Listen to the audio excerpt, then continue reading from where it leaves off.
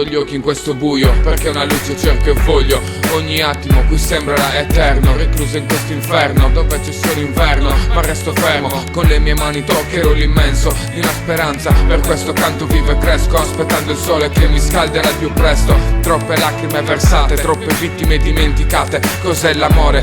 L'energia che libera il mio cuore, dove il mio cuore che si ferma se le lacrime affogano il torpore. Sento il dolore, ma sono libero nella mia mente dall'orrore che mi circonda come un'onda di un mare che travolge tutto questo.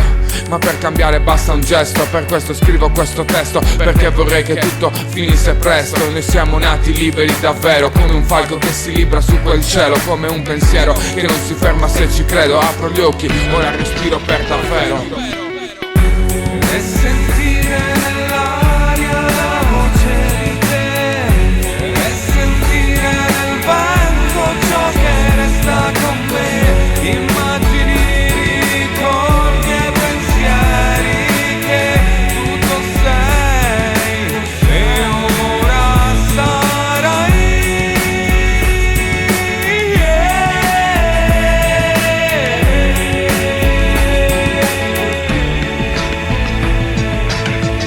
Come vorrei poterti dire tutto e non dover scappare per ogni volta che avrei voluto amare. Ma brucia nei miei occhi come il sale che mi trasporta come un'onda di un possente mare. Vorrei poter capire ciò che senti ed essere liberi come pensieri effimeri, ma imprigionati rimaniamo numeri. C'è chi non ce la fa, c'è chi tenta ma non sa che avanti non andrà. C'è chi si batte, c'è chi combatte e poi c'è chi si batte per questa libertà che resta impalpabile come le pagine di un libro delle favole, dove tutto è perfetto, un mondo protetto dall'ovatta. Ma chi si ferma sconta la sconfitta e basta.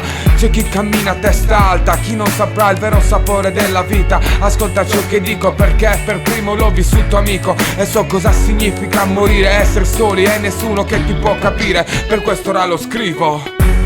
E